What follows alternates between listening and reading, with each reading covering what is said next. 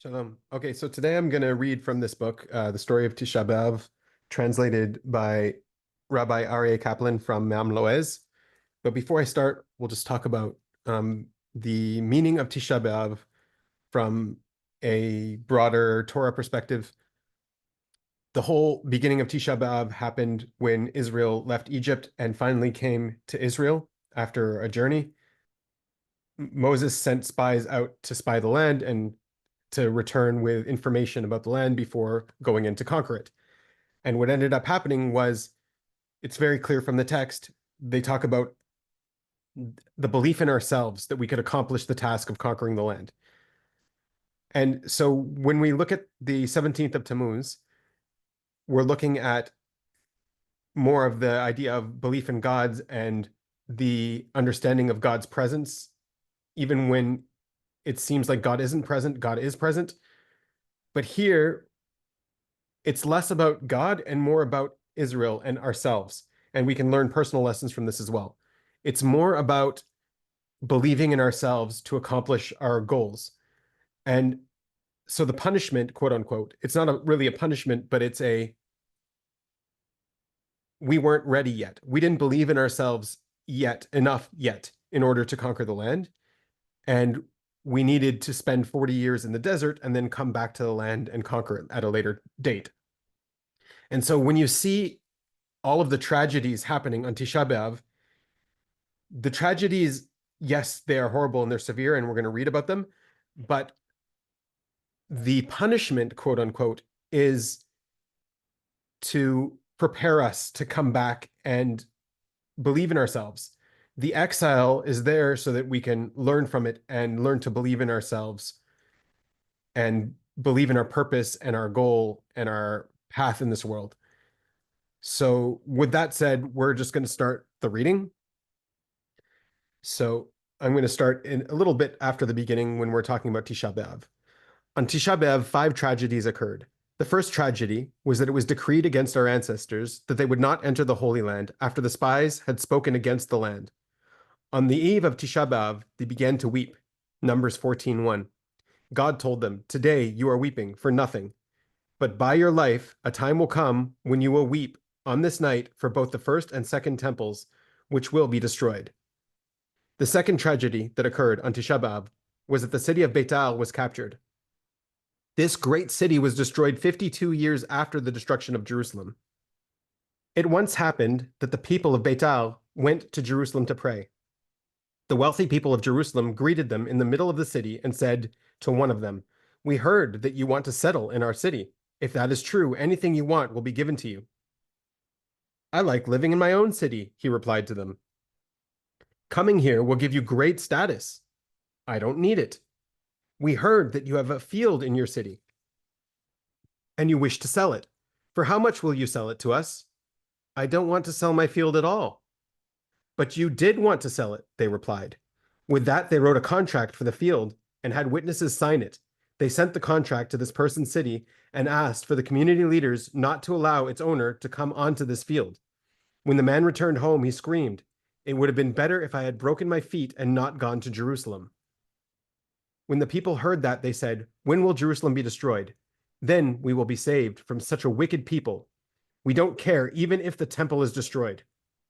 When the temple was actually destroyed, they lit lamps as a sign of their joy.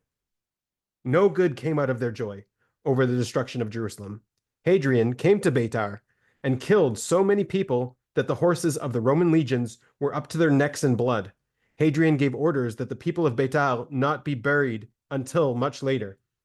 He had in the area a vineyard that was 18 miles square. He used the corpses to make a wall around his vineyard. This wall was as high as a man could reach with his hands stretched up.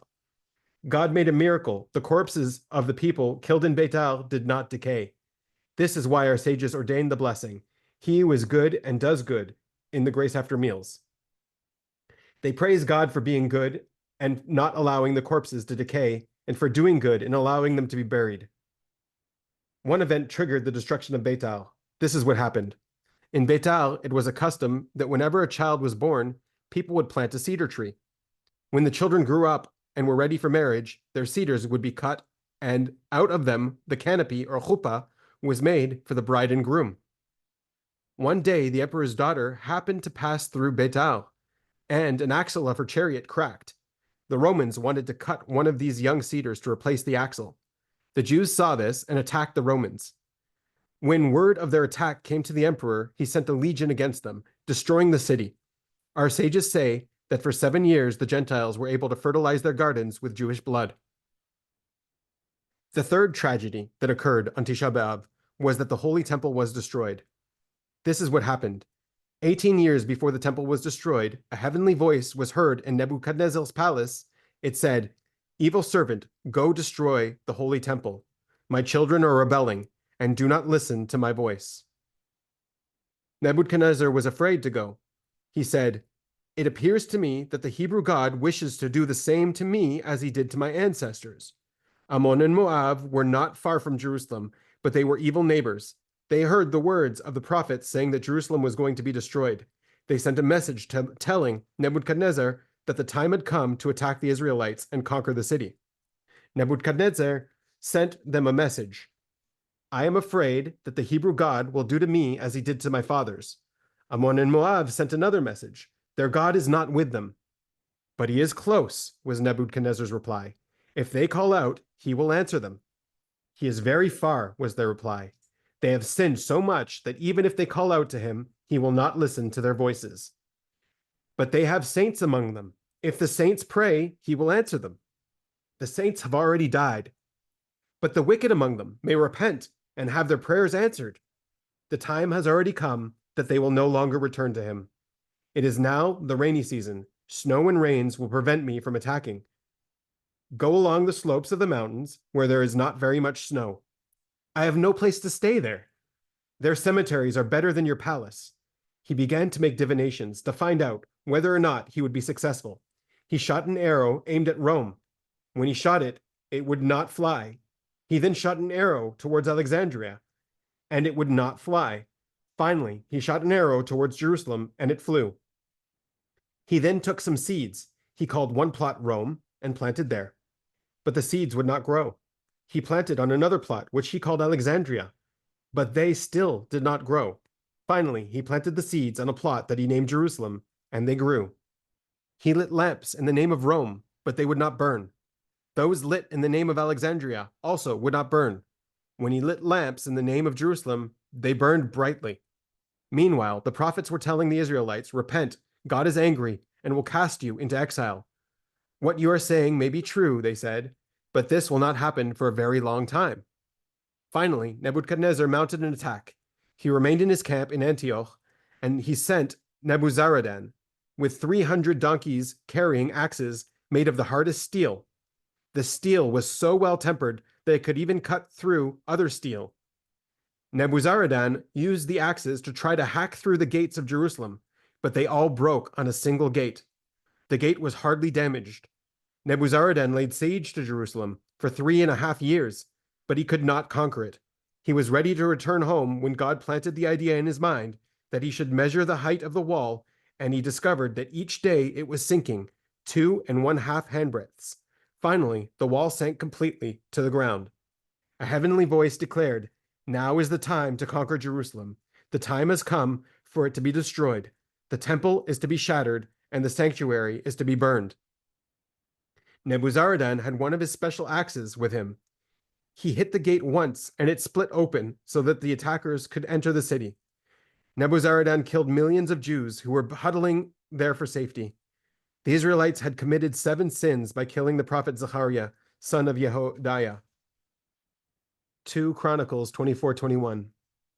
Nebuzaradan entered the temple. On the 7th day of Av, his men ate, drank, and caroused there until the 9th of Av. Toward the evening, they set the temple on fire. It burned until the 10th of Av. Therefore, Rabbi Yochanan said that if he had been with the sages, he would have had set the fast on the 10th of Av. When the temple was being destroyed, groups of apprentice priests, known as Pichei Keuna, climbed to the sanctuary roof, holding the temple keys in their hands. They said, "Lord of the universe, we no longer have the merit to be trustees of your temple. Take the temple keys." With that, they threw the keys on high. The form of a hand came down from heaven and caught the keys. Then these teenage acolyte priests jumped into the fire. They had good reasons for taking the keys and throwing them on high. Since the temple was going to be destroyed, the keys no longer had any use, but our enemies had no power against the gates of the temple because they had been swallowed up by the earth.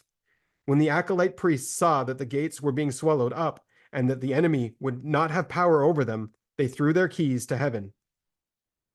At that time, the angels began to say before God, "Is it right that an evil person should be proud and say, 'I am the one who burned God's temple'?" God commanded that a fire come down from heaven and consume the temple. God summoned the angels, Michael and Gabriel, and said to them, "Whom do you love most?" "Israel," they replied. "And what do you love second most?" "The temple." God bound them by an oath to burn the temple. Michael took 2 torches and gave them to Gabriel, who descended to burn down the temple. Rabbi Yeshua said that for 6 months the coals burned on Gabriel's hands while he waited for the Israelites to repent. During this time, the coals cooled down a bit. If they had not cooled down, not a trace would have remained of all of the Israelites. At that time, it was decreed that Gabriel be punished. He was flogged 60 times with a fiery lash. They said to him, "If you had violated the command of your master and had not burned the temple at all, you would not have been punished. But you did God's will, casting the fire to burn the temple. Why then did you cool it down? You are also guilty of lying. You told your Creator, 'I have done all that you commanded.' You should not have been the one to bring the bad news." At this time, Gabriel lost his exalted position. It was taken by the angel in charge of the Persians. He held this position for 11 days. At this time, the angel asked God for permission to take a tax from the Israelites. Authority was granted. The angel then asked for authority to tax Torah scholars, and the decree was ready to be signed. Gabriel spoke up from his place. "Is it good in your eyes to tax Torah scholars when even their wives go without sleep so that their husbands can study Torah?" However, God did not pay attention to him. He then said, "Lord of the universe, if you place all of the nations of the world on one side of the scale and Daniel on the other side, his merit would be greater." God said, "Who is speaking good about my people?" "It is Gabriel," said the heavenly hosts. God then gave orders to give Gabriel back his position. When he saw the other angels carrying the writ placing a tax on the Torah scholars, Gabriel wanted to swallow it, thus erasing the signature and annulling the decree. During the time of the Persian Empire, therefore, some Torah scholars paid the tax, and some did not pay the tax. When the temple was destroyed, the divine presence moved from place to place so that the Israelites would see it leaving and repent. Finally, the divine presence rested on the Mount of Olives. A heavenly voice came out every day and said, "Repent, and I will return to my place." But the Israelites did not pay attention and did not repent. Nebuchadnezzar was then able to burn down the temple and exile us from our land. Nebuchadnezzar gave Nebuzaradan 3 orders. The first order was that Jeremiah not be harmed, and that good care be taken of him. Jeremiah saw a group of teenagers in fetters and placed his head in their chains. Nebuzaradan took him out from among them. Then Jeremiah saw a group of old men in chains. He placed his head among them, and again Nebuzaradan removed him. Nebuzaradan said to Jeremiah, "One of 3 things must be true. First, you may be a false prophet. After all, you prophesied that all this evil would come, and they did not listen to you. Why are you so grieved about it? The second possibility is that suffering does not mean anything to you. I do not want to hurt you, and you are placing your head in their fetters. The third possibility is that you are a murderer.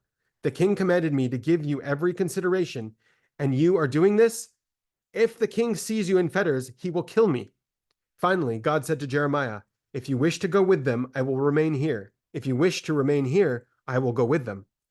"What good can I do for them?" replied Jeremiah. "It is better that you go with them, and that I remain here." When Jeremiah returned, he saw cut off fingers and other limbs thrown on the ground. Jeremiah picked them up and embraced them and placed them in his bosom. He said to them, "My children, did I not warn you? Did I not tell you to repent before the enemy came and exiled you from your land?" Nebuchadnezzar gave Nebuzaradan a second order. "You must realize the nature of this people's God. If they repent and pray and weep before their God, he will answer them and regret the evil. We will then have to return in humility. Therefore, I am ordering you to watch them very carefully. Do not let them weep and do not let them pray. If you see any of them delaying as if he wishes to pray, hack him to pieces. The others will see, and they will be afraid. Do not let them stop moving until they leave the boundaries of the Holy Land and cross the Euphrates. Only after they cross the Euphrates may they be given the time to rest. Once they leave their land, it will be a sign that God has turned his face away from them. Thus, the Babylonians did not allow the Israelites to rest for a moment, so that they would not have any time to weep or pray to God. This is alluded to in the verse, "On the rivers of Babylon we sat and wept." Psalms 137:1. The Israelites were saying, "Until we came to the rivers of Babylon, we did not have any time to sit down and weep. But once we arrived there, we were able to sit down and weep." God then descended with his angels and lifted their burden.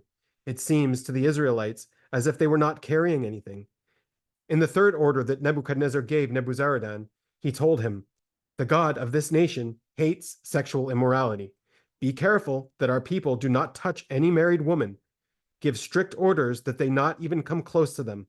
Otherwise, their God will cease being angry at them and become angry at us." Once the women heard that the Babylonians would not touch a married woman, they devised a plan. Every unmarried woman would go to a man and beg him to take her into his house and marry her. The woman would say to the man, "We do not want you to support us. We will eat our own bread and drink our own water. We just want your name to be called on us." It is thus written, 7 women will grasp onto one man and say to him, "We will eat our own bread and wear our own clothing. Just let your name be called on us. Gather in our shame." Isaiah 4:1. The plan worked so well that only 3 unmarried women remained in Israel. These women were raped. Regarding this, it is written, "Women were raped in Zion, virgins in the cities of Judah." Lamentations 5:11. It is God's attribute to have mercy with people. God thus does not bring one evil on top of another when he punishes a person. However, this is only true when God punishes a person quickly and is not long suffering with him. If God has given a person a long time to repent, but the person does not pay attention and does not repent, when his measure is full, God brings upon him one evil after another. Before he forgets one calamity, God brings another one. This is what happened when the first temple was destroyed. At first, Nebuchadnezzar exiled King Jehoiachin, and with him all the great sages of the Holy Land. 2 Kings 24:12. After that, he exiled all Israel and the temple vessels, only leaving the poor people in Jerusalem and making Tzidkiyahu king in Jehoiachin's place. 2 Kings 24:13-17. Then, after 11.5 years, he returned and burned the holy temple, exiling all Israel, sweeping out the place like a broom, only leaving the farmers and the vineyard keepers. He made Gedaliah ben Ahikam king over them. 2 Kings 25:22. There were thus basically 2 exiles, that of Jehoiachin and the sages and the leaders, and 11 years later, that of the rest of Israel. When all the Israelites came to Babylon, the members of the first exile came out to greet the king and to praise him against their will. They were wearing white garments on the outside as a sign of joy, but black garments on the inside. Many of the people of the first exile had left parents, children, and brothers behind. They now asked what happened to them. The lugubrious replies were, "This one died of starvation. This one died by the sword." On one side, they were praising the king, and on the other side, they were condemning him. Earlier, when Nebuzaradan had come into the temple, he saw a pool of blood on the floor. The blood was boiling, as if it were alive. He was told that it was the blood of the prophet Zechariah, son of Jehoiada. He tried to quiet down the blood by slaughtering tens of thousands of people upon it. He thought that by diluting the blood, he would quiet the boiling, but to no avail. After Nebuzaradan did this, he said to himself, "All this is for the blood of one person? They killed the prophet Zechariah. His blood has been boiling for so many years, and these people are not absorbed by the ground. I killed so many thousands of people. What will happen to me?" With this thought in mind, he poured out his heart to God and repented. He fled far away from the king and became a proselyte, converting to Judaism. When the Israelites were exiled to Babylon, the birds and fish were exiled with them. For 52 years, not a single bird was seen throughout the entire Holy Land. It is thus written, "Even the birds of the heavens and the animals went into exile." Jeremiah 9:9. 700 types of fish and 800 species of birds went with them to Babylon. For 7 years, Israel was scorched with salt and sulfur, fulfilling the verse, sulfur and salt has burned all its land. Deuteronomy 29:22. One could see the boundaries of the Holy Land very clearly. On one side, the pagan nations were reaping bountiful crops, while on the other side, all the crops were scorched and burned. Once, a particular man wanted to plow in a certain place. The plow got caught and scattered the earth so that some of it hit his hand. His hand became withered. Many years later, when the Israelites returned to the Holy Land, all the birds and fish returned except for one, known as the Spanish tuna, Colias hahispani. This fish had a soft spine. Because the Holy Land is high, it could not swim and go upstream to return to the Holy Land. The Babylonian exile was harsher for the Israelites than the exile in Egypt. When the Israelites were in Egypt, they were not used to luxuries and could take the suffering and the labor. It was not so difficult for them. However, before the Israelites went to Babylon, they were used to a good life and could not tolerate the hardships. In this exile, therefore, even the angels on high wept for the Israelites. It is thus written, Behold, Aryeh, angels scream outside. Angels of peace weep bitterly. Isaiah 33:7. The angels cried out in the street and wept bitterly when they saw the Israelites suffering so after they had been used to such a good life. The Israelites had enjoyed luxuries, and now they were walking with their hands bound behind their backs in chains. The Israelites thought that God had abandoned them completely and taken away his covenant from them. At that time, God called all the hosts on high and all the angels and said, What can I do for my dear children? They are in exile, and I am here. Come, let us go down. Let us go into exile with them. When God descended to Babylon, he opened up the heavens to allow his prophetic spirit to rest upon Ezekiel. Ezekiel then saw God and his divine family coming to Babylon. The prophet Ezekiel told the people what he saw, but they did not believe him. Finally, he was able to reveal it to them, and the Israelites were very happy. Since God was with them, they did not feel as if they were in exile anymore. Each one loved God with a burning love, so much so that they were willing to give their lives for him. The fourth thing that happened to our fathers on Tisha B'Av was the second temple was also destroyed. We will now discuss exactly what happened. Destruction of the Second Temple. The Israelites were subjugated to the Greek Empire for 180 years before the destruction. There were many wars, and many Israelites were killed. Finally, Mattityahu, son of the high priest Yochanan, battled against the Greek Empire and was able to defeat them. The Hasmoneans then ruled for many generations. Later, Herod was king of Israel. He remodeled the Holy Temple and made it more beautiful than before. After him, Agrippa became king. It was in his time that the temple was destroyed. He was merely a Roman vassal. The destruction of the temple began in the following manner. There were two men in Jerusalem, Kamsa and Bar Kamsa. Another man made a great feast and invited all the leaders of Jerusalem. Among them was his good friend Kamsa.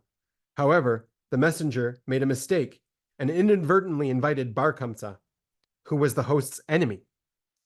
When the host came and saw Bar Kamsa sitting there, he asked him, Who invited you? You are my worst enemy.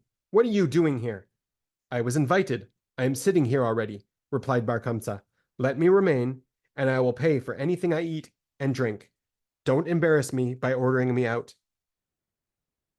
I don't need your money, replied the host. Get out. But I will pay for half the feast. No, I don't want it. I'll pay for the entire feast. The host would not agree.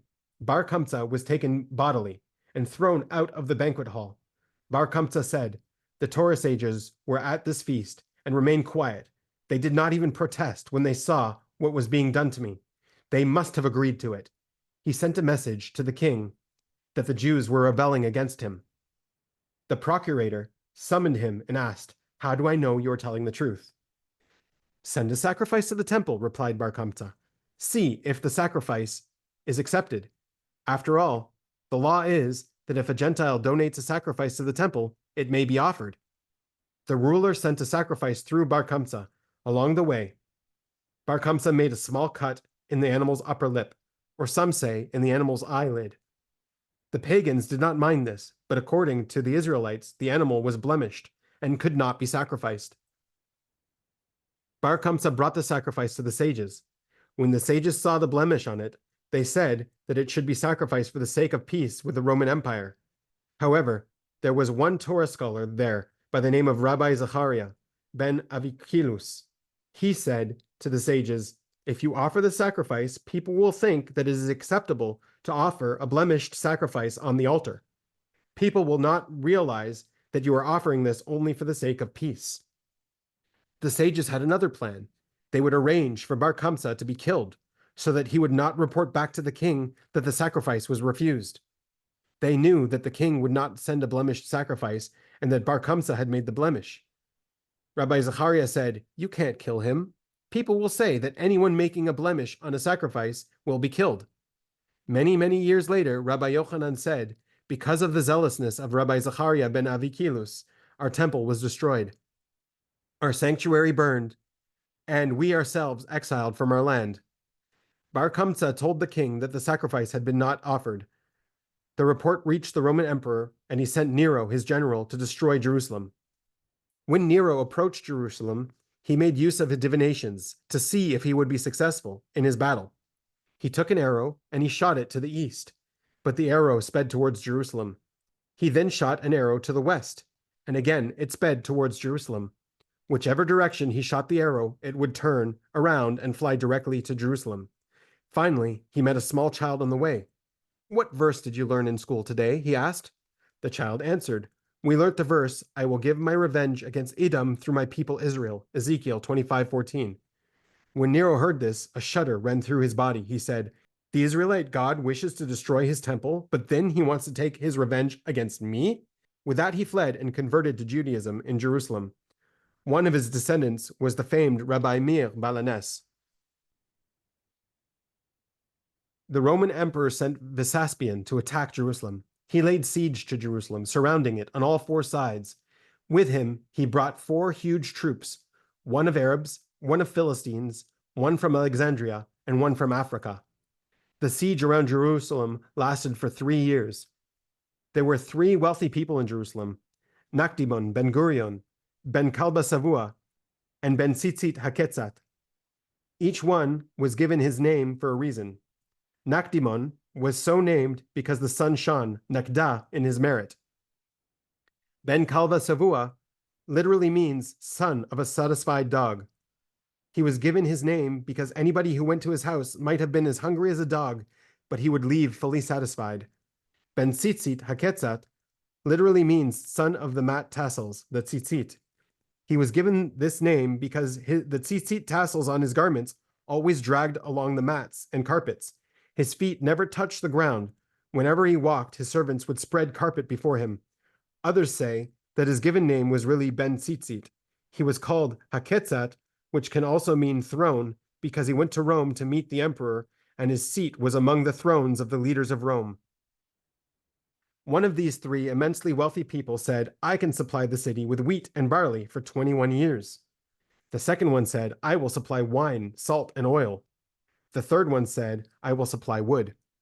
The sages praised the one who offered the supply of wood more than the rest. To cook 1 measure of wheat, 60 measures of wood are required. In Jerusalem, there was a group of zealots known as the Biryonim, who caused all the evil to happen. Their leader's name was Ben Betiach. According to others, his name was Abba Sikra. He was a nephew of Rabbi Yochanan ben Zakkai, the great Rabbi Yochanan ben Zakkai, the son of the great rabbi's sister.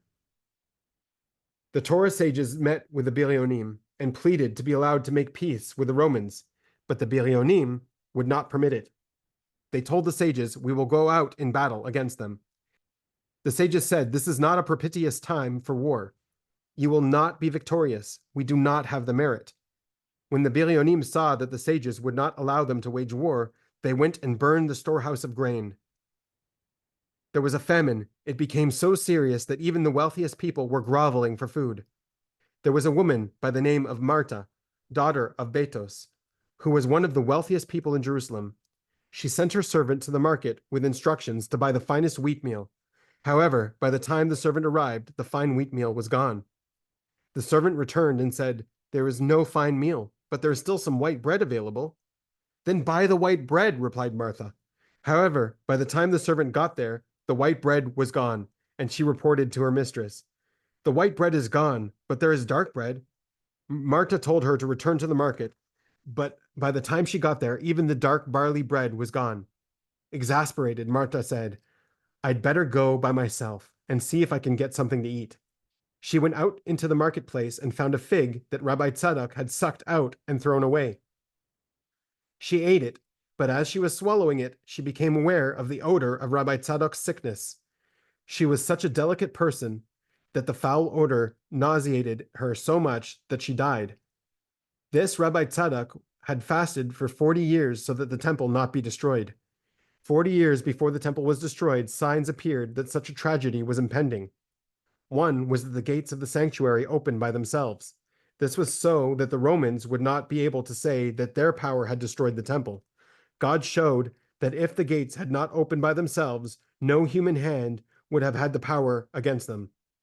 They kept opening until Rabbi Yochanan ben Zakkai rebuked them and said, "Gates, gates, I know that the temple is destined to be destroyed, but why are you coming to add to my grief?" At this time, Rabbi Tzadok began to fast and pray that the temple not be destroyed. He became so weak that when he ate, one could see the food going down his gullet.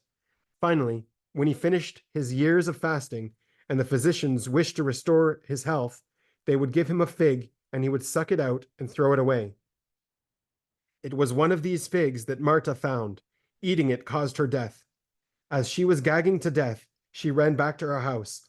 Almost demented, she began to throw out all her gold and silver. She said, "There is no food. What is the value of silver and gold?" The famine became more and more severe. At first, the people would lower a basket of gold coins from the wall and get in return a basket of wheat. Later, they would lower a basket of gold coins, and all they would receive would be a basket of barley. Finally, all they received for their gold coins was a basket of straw. They would cook the straw and drink the water. In the end, they were lowering baskets of gold coins and receiving nothing in return. When Rabbi Yochanan ben Zakkai saw that the people were cooking straw and drinking the water, he said, "Such people are going to fight against Vesaspian?" He groaned and moaned. The people went and told Ben Betiach, the leader of the Biryonim, "Your uncle is moaning and groaning because the storehouses of grain have been burned." Ben Betiach summoned his uncle, the great Rabbi Yochanan ben Zakkai, and said, "Why are you groaning?" The rabbi replied, "As long as the people had something to eat, they did not make up their minds to fight. This was their salvation." After a long conversation, Rabbi Yochanan ben Zakkai said, "I want to leave here." "You cannot," replied the nephew. "We have a rule that a person can leave the city only as a corpse." They discussed the situation, and finally the nephew said, "I have a plan. Make believe you are sick. Then let your students put you in a casket and place a dead animal in the casket with you. Your students will report that you have died, and your body is beginning to decay. Only your students should carry you, no one else, because it is possible to feel whether a body being carried is dead or alive." The plan was carried out. Rabbi Eliezer carried the casket from the front and Rabbi Yeshua from the back. When they came to the gate of the city to go out, the Biryonim wanted to jab a spear into Rabbi Yochanan to see if he was only pretending to be dead. Their leader, the one who gave Rabbi Yochanan the plan, his nephew, said, "Do you want the Romans to say that the Jews stabbed their rabbi?" They wanted to strike him to see if he would move. He said to them, "Do you want the Romans to say that the Jews strike our rabbi?" Thus the plan worked, and Rabbi Yochanan left the city. The students left him in the middle of the field and returned to the city. That night, when no one was watching, Rabbi Yochanan went to the Roman camp and asked for Vesaspian. "I wish to greet him," he said. "Tell Vesaspian that a Jew has come and wishes to meet with him." Vesaspian was intrigued and asked to see the Jew. As soon as Rabbi Yochanan ben Zakkai entered, he said, "Greetings, your majesty." "What kind of greeting is that?" said Vesaspian. "You deserve to be killed for such words. You deserve to be killed twice. First of all, I am not a king. Why do you address me as your majesty? If the king hears that people are calling me king, he will kill me. Besides, when you call me your majesty, it appears that you are mocking me. Also, if I am king, why did you not come until now?" Rabbi Yochanan answered, "You asked me why I addressed you as king. You may not be king now, but you will be a king. If you are not destined to be a king, Jerusalem will not be given over to your hand. This is the interpretation of the verse, Lebanon shall fall by a mighty one, Isaiah 10:34. We have a tradition that Lebanon here refers to the Holy Temple that is destined to fall into the hands of a mighty one, a king. You ask me if you are a king, why did I not come earlier? There are zealots known as Bilionim among us who would not allow me to come.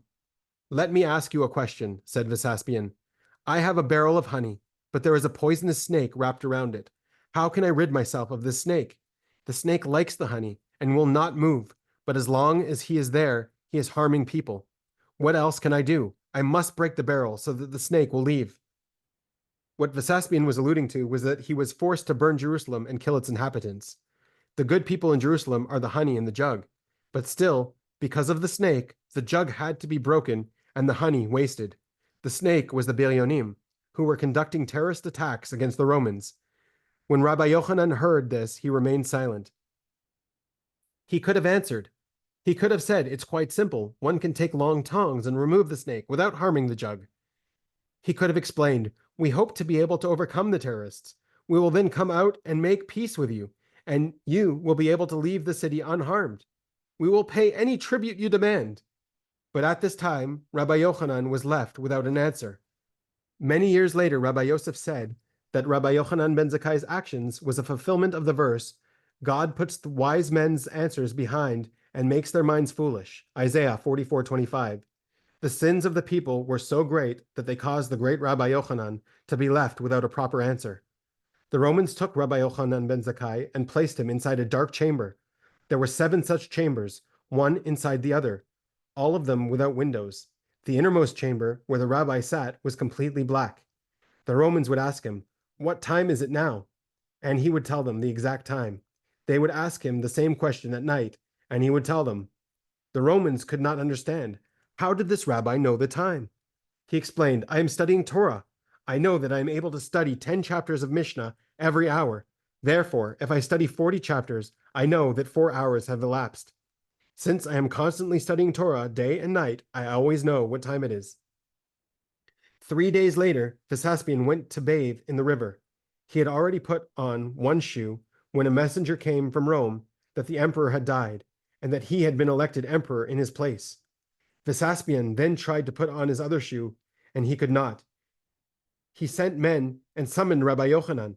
When Rabbi Yochanan came, he asked him, can you tell me why every day I put on both of my shoes with ease, but today I put on one shoe, and I cannot put on my second shoe? It is obvious, replied Rabbi Yochanan. You must have just received good news. It is thus written, good tidings make the bone fat. Proverbs 15:30. But I can't go around with one shoe, said Vesaspian. What can I do so I can get my foot into the other shoe? There is a simple solution, replied Rabbi. Think of someone you don't like. That will cause your bones to shrink again. It is thus written, a depressed spirit dries up a bone. Proverbs 17:22. Before Vesaspian returned to Rome, he asked Rabbi Yochanan, make one request of me, and I will do it before I go. I have a simple request, replied Rabbi. Spare the city. Do not kill a single man. How can I do that? Replied Vesaspian. The only reason they made me emperor is because I have conquered Jerusalem. Ask something else. Rabbi Yochanan said, when you conquer the city, spare everyone who tries to escape from the west side before 10 o'clock. Another request that Rabbi Yochanan made was that he be given the city of Yavne, and that it not be destroyed. He asked that the sages not be killed. He also requested that the line of the princes, descendants of King David, not be killed, so that the Davidic line would not come to an end. Do you have any friends or relatives in the city? Asked Vesaspian. Bring them here before I attack the city. Later, you will not be able to save them. Rabbi Yochanan summoned Rabbi Eliezer and Rabbi Yeshua to him. He told them to fetch Rabbi Tzadok. When Rabbi Tzadok approached, Rabbi Yochanan stood on his feet. Why are you standing up before such a simple person? Asked Vesaspian. By your life, replied Rabbi Yochanan. If there were another person like him, even if you had come with twice as large a force, you would not have been able to conquer the city. Why is this man so skinny? Asked Vesaspian. Rabbi Yochanan answered that it was from the many fasts that he had undertaken so that Jerusalem not be destroyed. Vesaspian summoned his best physicians to heal Rabbi Tzadok. They cared for him and gave him food to eat, little by little, as well as small amounts of water, until his strength returned. Rabbi Tzadok ordered his son Rabbi Elazar to pay the physicians so that they would not have the merit for healing him in the next world. Vespasian arranged his 4 legions on all 4 sides of the city. He then returned to Rome, taking 3 boatloads of young Torah scholars to be sold as homosexual prostitutes. There were also some women there. The men asked the women, "Do you realize that you are going to be sold as prostitutes?" "We would rather die," said the women. With that, they threw themselves into the sea. The men said, "Women were created for such actions, and yet they would rather die than submit to it. What should we say for ourselves? If we angered our Creator in Jerusalem, shall we now anger him again?" With that, they all jumped into the sea. Each of Vespasian's 4 legions destroyed one side of Jerusalem. However, the one to the west could not destroy the wall, because the divine presence is to the west. Vespasian sent word to the general, "Why did you not follow my command? Why did you not destroy the west side?" He answered, "If everything were destroyed, nobody would know how strong the city was. People will not know what you have destroyed. Let one side stay, and everyone will realize how powerful the city was." "Well spoken," said Vespasian, "but since you violated my command, go up to the roof and jump down. If you live, you will live.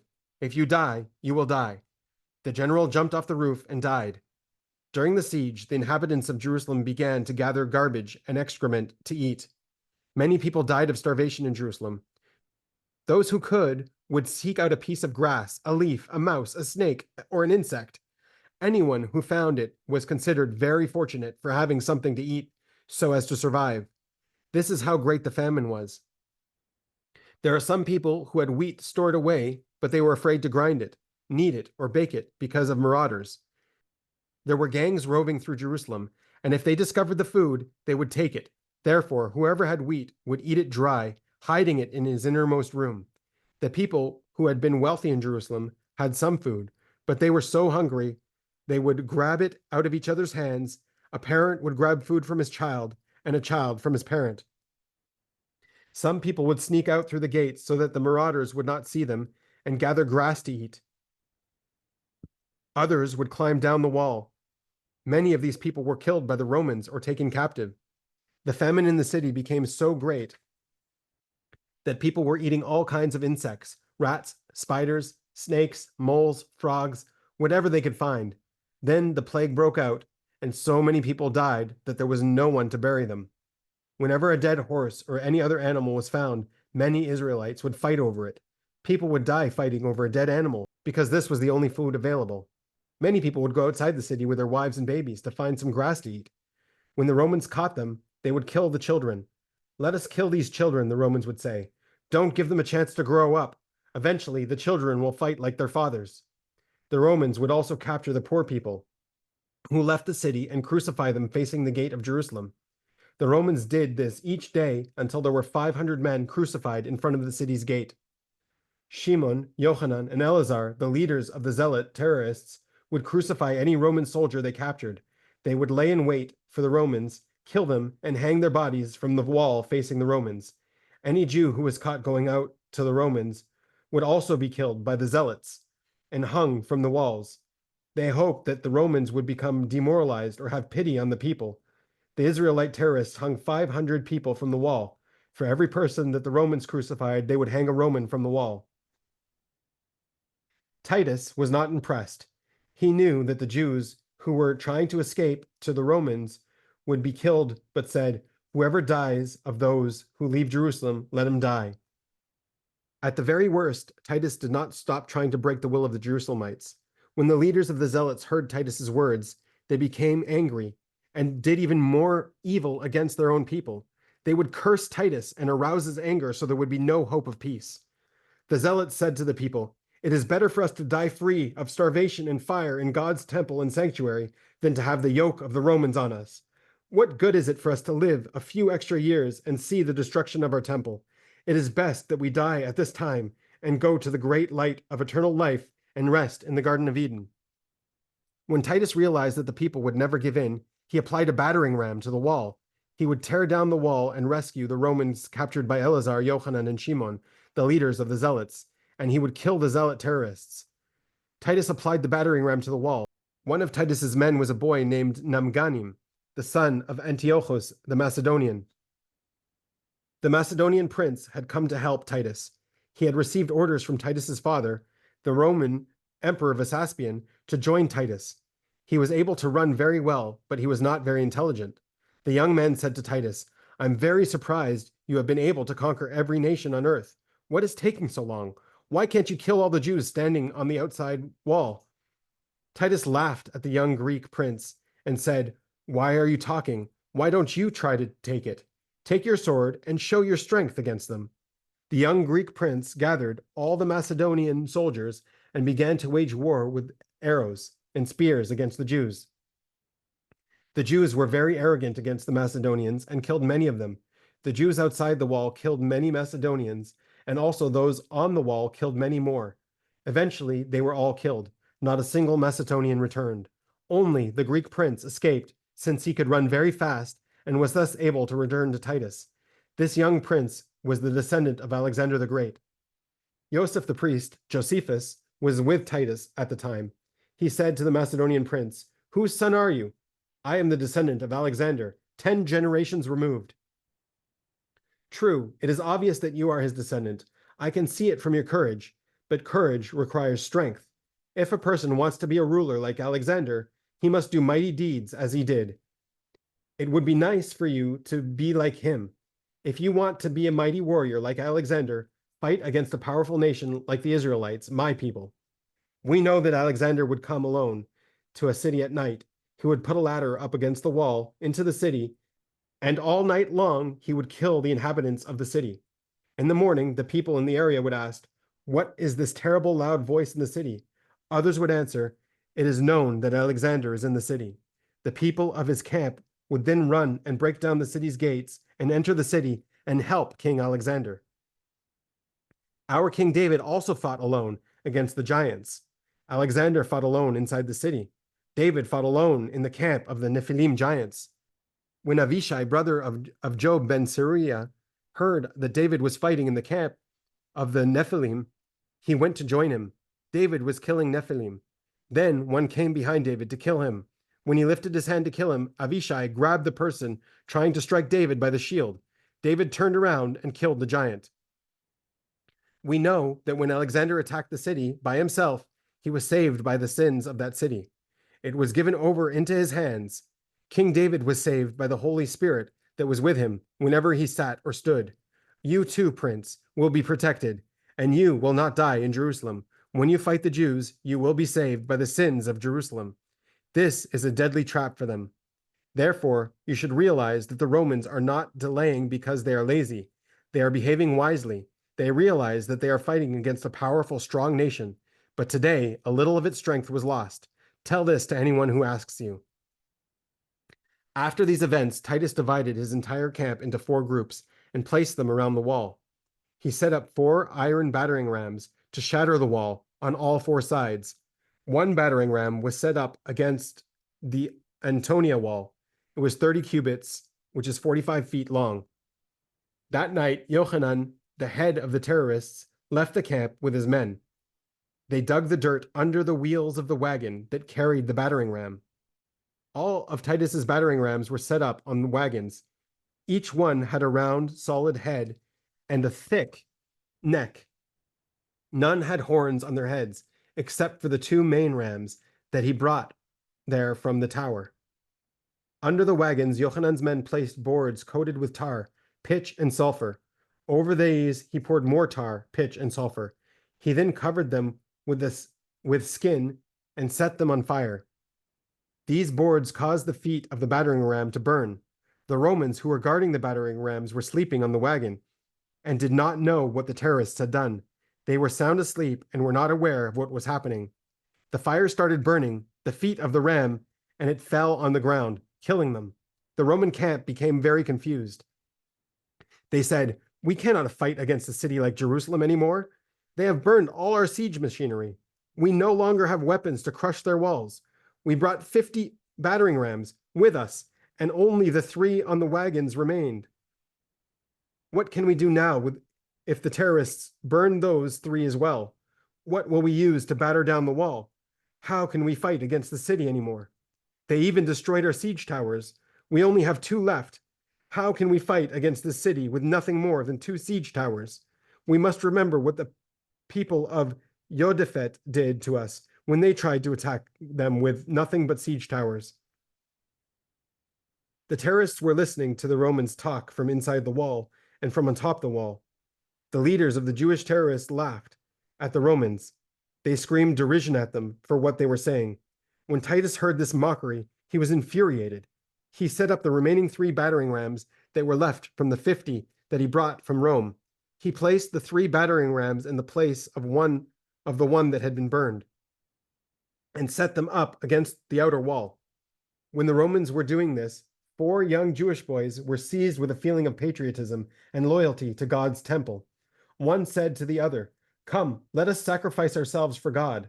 The names of the 4 Jewish boys were Tosias, the Galileite, Magarus, the Hebronite, Jerome, the Samaritan, and Aryeh of Jerusalem. They put on their weapons and went out to the Roman camp. The Romans were guarding the 3 remaining battering rams, trying to decide how to breach the wall of Jerusalem and which wall would be most vulnerable. The 4 young Jewish men advanced without fear against the Roman camp, standing around the battering rams, and attacked them. They were able to kill the guards and chase the others away.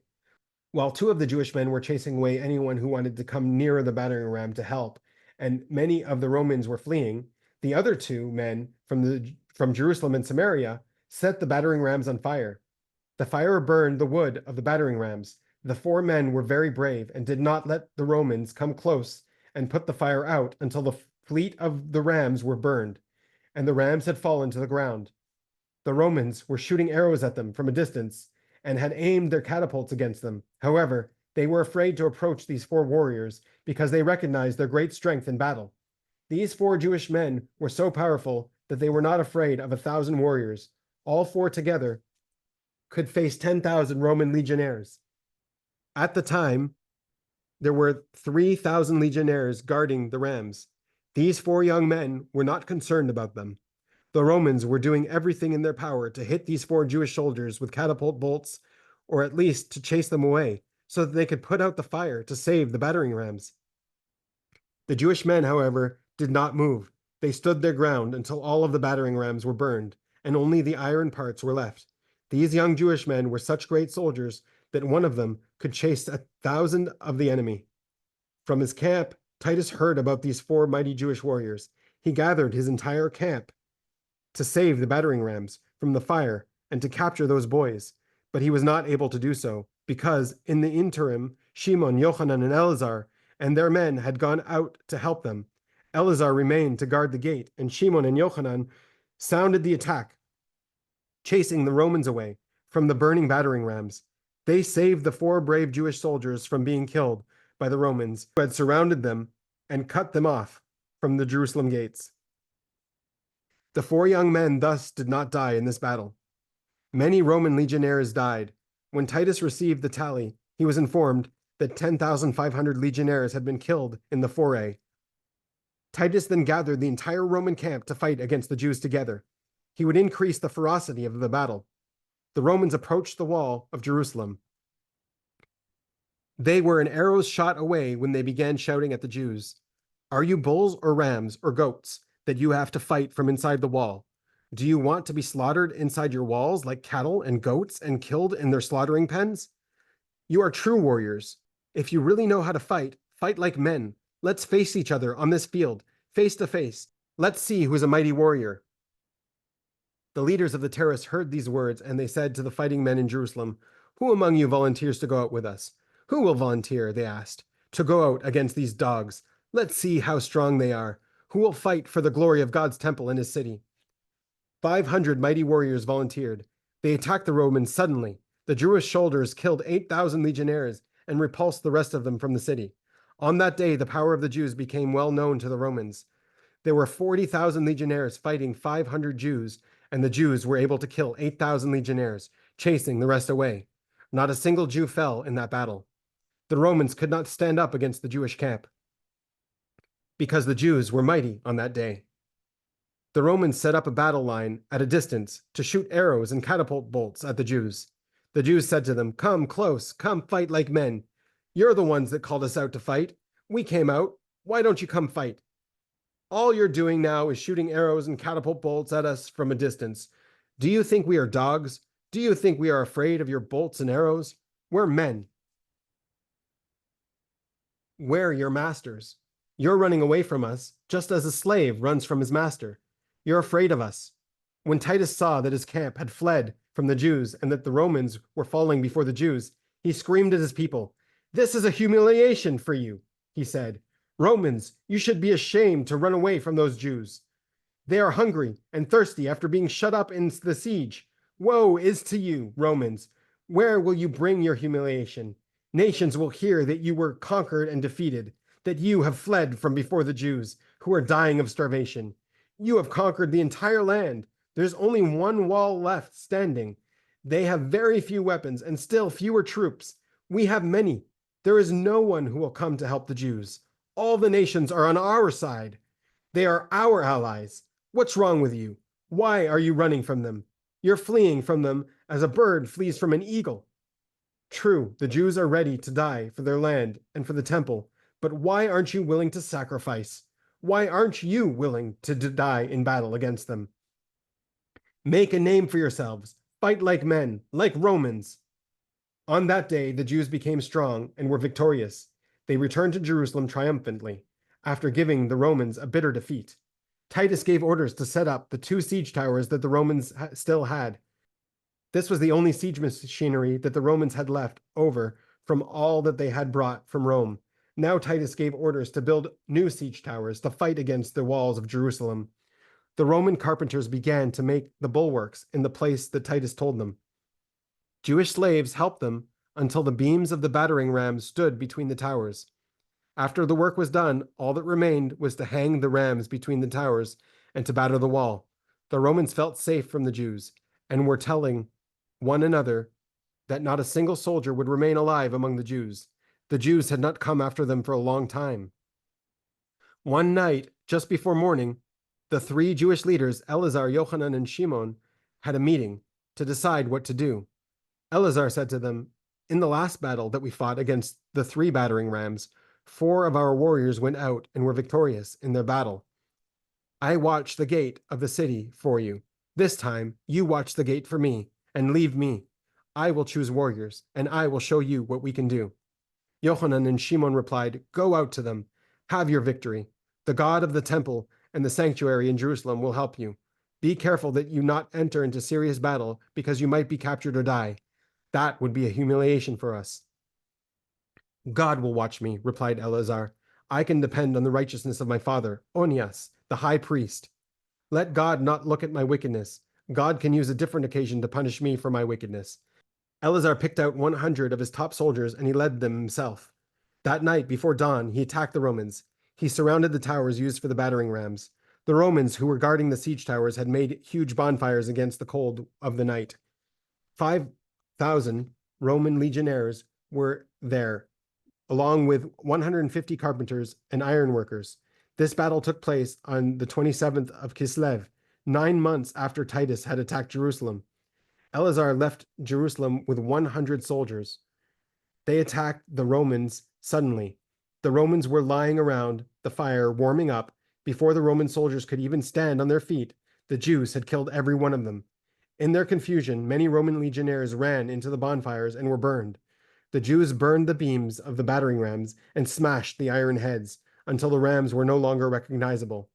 The towers, the weights, the rings, the ropes, the chains, and all of the other machinery were destroyed by the fire and stones until nothing was left. The Jews also captured alive the carpenters and weapon makers and then burned them in the bonfires so that none survived. At daybreak, Titus saw the smoke from the distance. As it became light, he could see that the siege towers were burned and his men killed. The stench of burning human flesh pervaded the entire Roman camp. He and all his camp ran to see what had happened. Meanwhile, Eleazar and his 100 men were carrying whatever they could of the burned siege machinery, as well as the heads of the carpenters who had been burned to death. They were marching, singing praise to God, laughing and mocking the Romans who were following them. They came to the gate of Jerusalem from which they had left, and Yochanan and Shimon greeted them in triumph. Around that time, many nations united and came to Jerusalem to help the Romans. They came from the entire Roman Empire, which encompassed a good deal of the civilized world. The emperor was then Vespasian, the father of Titus. Titus told the elders of the nations who came to him all that had happened in the battle against Jerusalem, how powerfully the Jews had battled, and how they defeated his men. He was very depressed about the war, especially the destruction of all his siege machinery. The men were astounded. All the nations were amazed at his words. He said to them, "The Jews still have the power and fame. They have fought wondrous battles against us. I cannot tell even a small amount of it. You are the elders of the nations. In all your days, have you ever seen 4 men standing up against 10,500 men trained in war?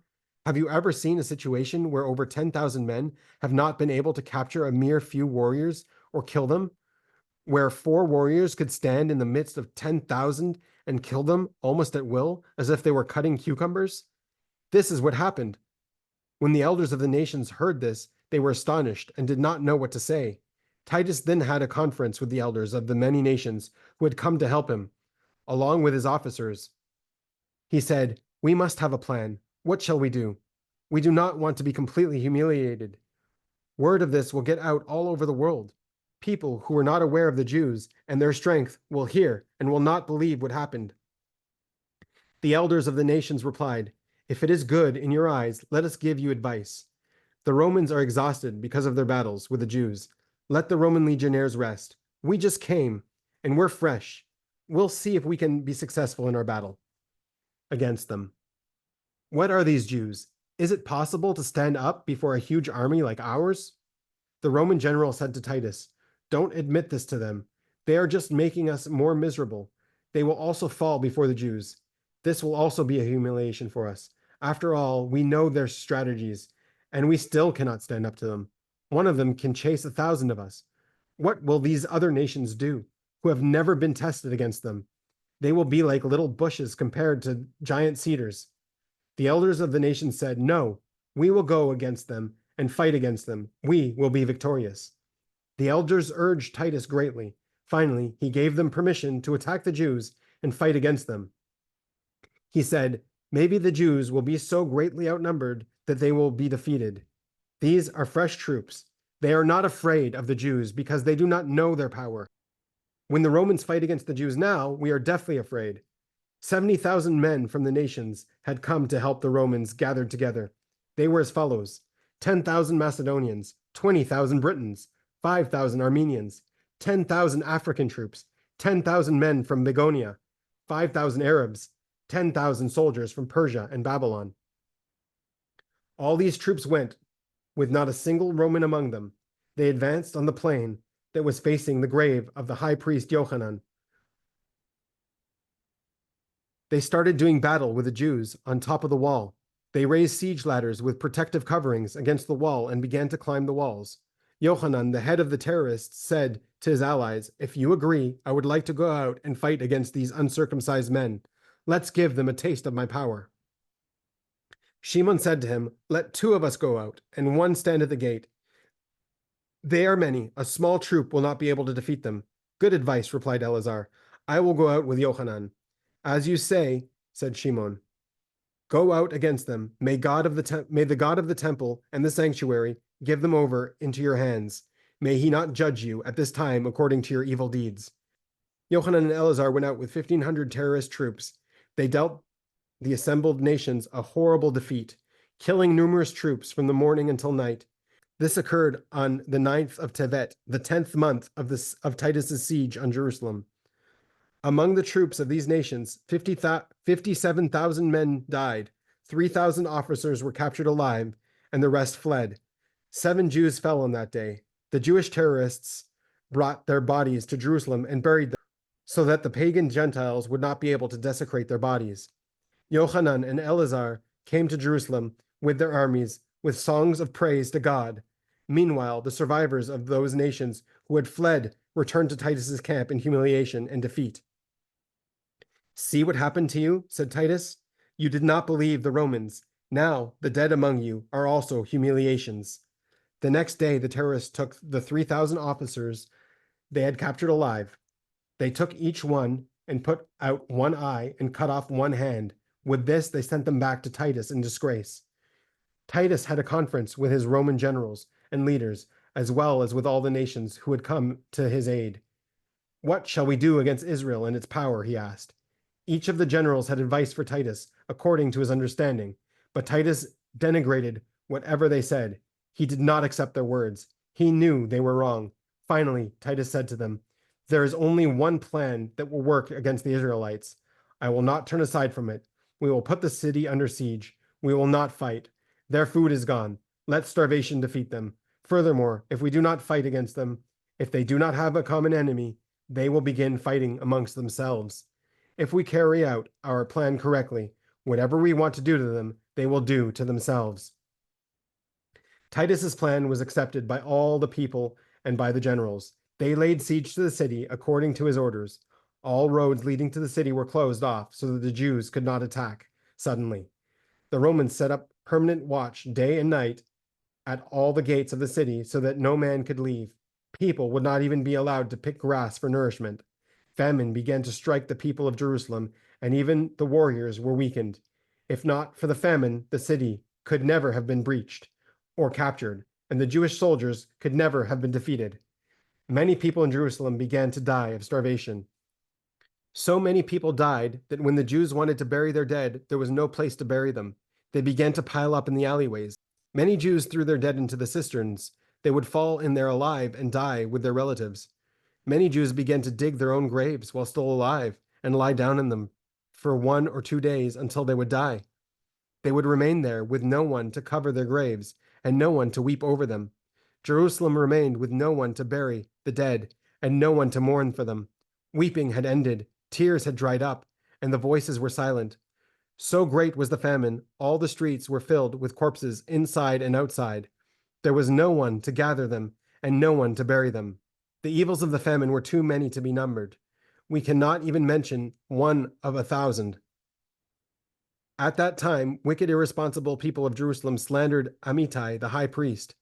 They told Shimon, one of the 3 leaders of the terrorists, "Amittai, the high priest, who brought you to the city, wants to go out to the Roman camp.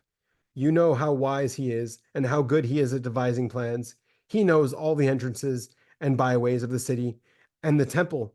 Who knows? In the middle of the night, he might bring the Romans to the city. They will listen to him. He might even convince the guards at the gates or the soldiers on the wall to defect to the Romans. They know what will happen if they remain here." Shimon gave orders to bring Amittai, the high priest, and his 4 sons before him. While the slanderers were going to fetch him, one of Amittai's sons fled to the Romans and came to Joseph the priest, Josephus. Amittai and his older 3 sons were taken captive.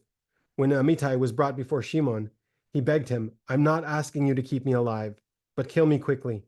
Do not let me see my sons die." Shimon's heart was harsh, and he did not listen to his pleas.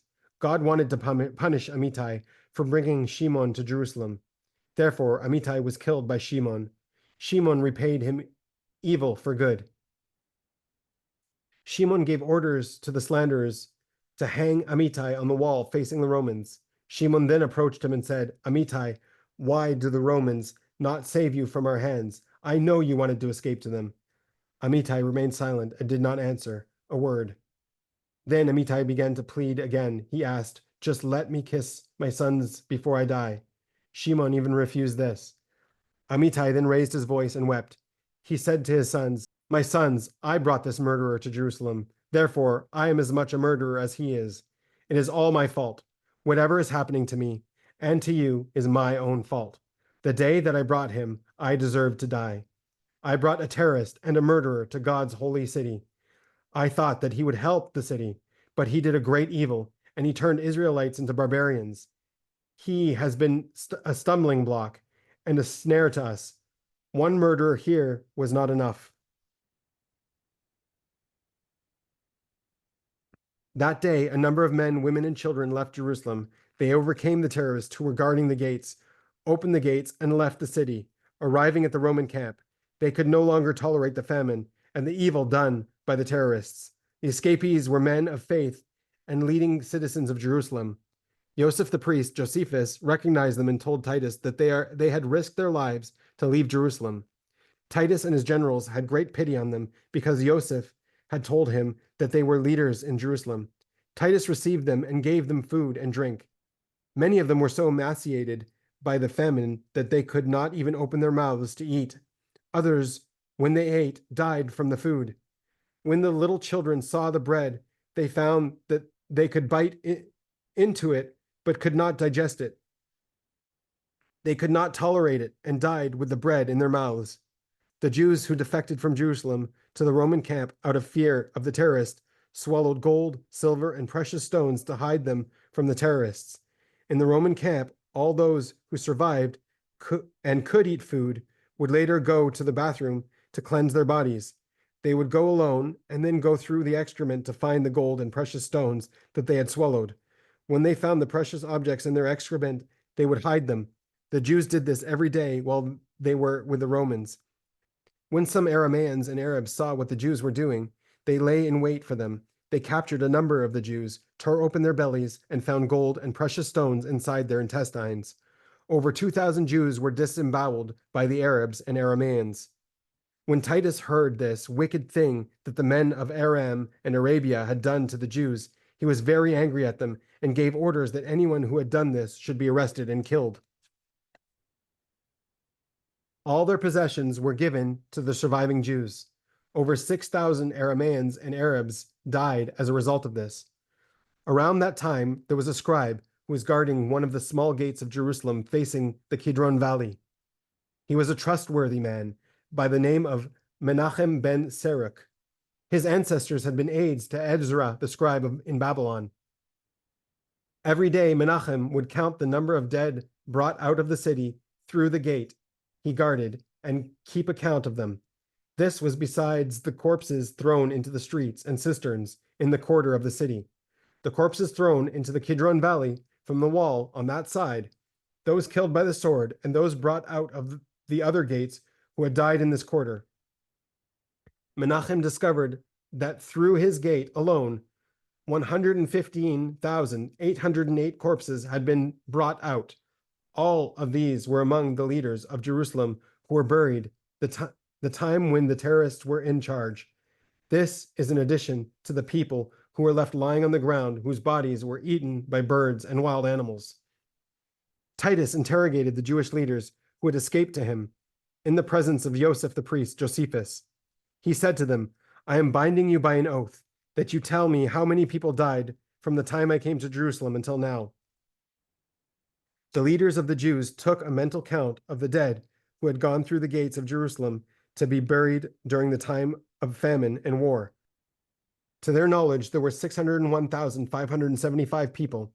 This was in addition to the people who died in houses, streets, and as a result of the terrorist actions, who were not buried. This also did not count those who died in the temple and the suburbs of Jerusalem. Many people had died as a result of terrorist attacks and internal wars between one man and his brother. There were also many important leaders of Jerusalem whom the terrorists would not allow to be buried and who lay on the ground. As the famine became worse in Jerusalem, it also started affecting the leaders of the terrorists. Until this time, they had not been bothered by the famine because they were stealing from everyone. But now the famine became so great that the terrorist leaders ate their horses. When their horses were gone, they ate the horses' dung, as well as the leather of their saddles and weapons. When this was gone, they sought bark of trees, grasses, and plants, but could not find any because the Romans had cut down all trees and destroyed all the grass and plants for 13 miles. All around Jerusalem, in all the gardens of Jerusalem, there were no trees, no grass, no plants, because the Romans had destroyed it all. Originally, Jerusalem had been surrounded with the most beautiful fruit trees, with orchards and gardens, but the Romans destroyed them all. The land around Jerusalem was now like a desolate desert. People who came from a distance, who had seen Jerusalem in its glory, with gardens and orchards, would now look and wonder at the great change that had taken place. After this, the Romans began to remount their campaign. they made a tremendous battering ram and approached the wall for a new battle to see if the Jews were still able to fight. The terrorist leaders and their cohorts went out to fight, but they were hungry, thirsty, and weak, and a huge number fell before the Romans. Titus said to his men, "We will not fight a man-to-man battle. Let us break down the wall. The city only has one wall. We will then be able to breach the city and destroy the terrorists. The rest of this impoverished people wants peace, rest, and life." All the people and the generals approved of Titus's words. They all agreed to follow his plan. The leaders of the terrorists had known all along that the Romans would make another battering ram and would again attempt to break down the wall of Jerusalem. At that time, they built an inner wall to Jerusalem, in the place where the battering ram would be used. This was the edge of the city near the grave of Yochanan the high priest. This was the only place where the Romans could set up the battering ram. Here, there were already two breaches that the Romans made in two outer walls of Jerusalem. This time, the terrorists did not have the power to burn down the battering ram as they did the first time. Therefore, they built an inner wall to stand up against the power of the battering ram. They built more walls inside. Each time the ram would be about to penetrate one wall, they would build another wall inside it. However, they did not have enough strength to fight anymore because of the great famine. The terrorists left Jerusalem. The Romans, however, saw that all their battering was to no avail and that they left the city. The terrorists said, "Now the Romans have given up their siege against Jerusalem. They have gone. We have been saved. Let us return to God." However, the Romans regrouped. They strengthened their resolve as before. They set up watches, and one said to another, "Let us be strong in our battles. It is a humiliation for us to return from these Jews who are dying of starvation. They are like dead because of the famine. The skin of their faces has dried up." The terrorists returned to Jerusalem in victory and began to terrorize the people. They told them, "Give us food, or we will eat you and your children." The Roman legions then came and renewed their assault. They suddenly began battering the wall with the ram, and a portion of the innermost wall fell down. The Roman legions sounded the battle cry and said, "Let us capture Jerusalem." However, when the Romans looked, they saw there was a new wall standing opposite the breach they had made. The Jews in the city also gave a great shout because they realized that the new wall they had built opposite the broken wall on the side facing Yochanan the high priest's grave would hold against the Romans. This was the area guarded by the leader Yochanan. The Romans heard the shout of the Jews from the city. They saw that the Jews had built a new wall inside and were standing on it, while the Romans were standing on the wall broken by the battering ram. The Romans were very confused, and their joy turned into mourning. They did not know what to do with this arrogant people in Jerusalem. How could they take the city? Tens of thousands of Romans had died, but the Jews had not been conquered. The Romans eased up their battle. They had given up hope of capturing the city by battering down the wall. Titus said to them, "Here is the new wall that the Jews built. The mortar is still wet. It is not completely set because it was built recently. Bring the battering ram, and we will tear it down. It will fall down easily, and we will capture the city.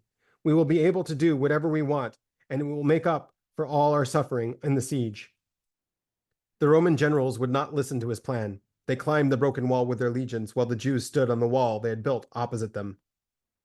The two armies met and fought between the two walls. The Jews were victorious and chased the Romans from the broken wall. They chased them far from the city. The Jews then returned to Jerusalem.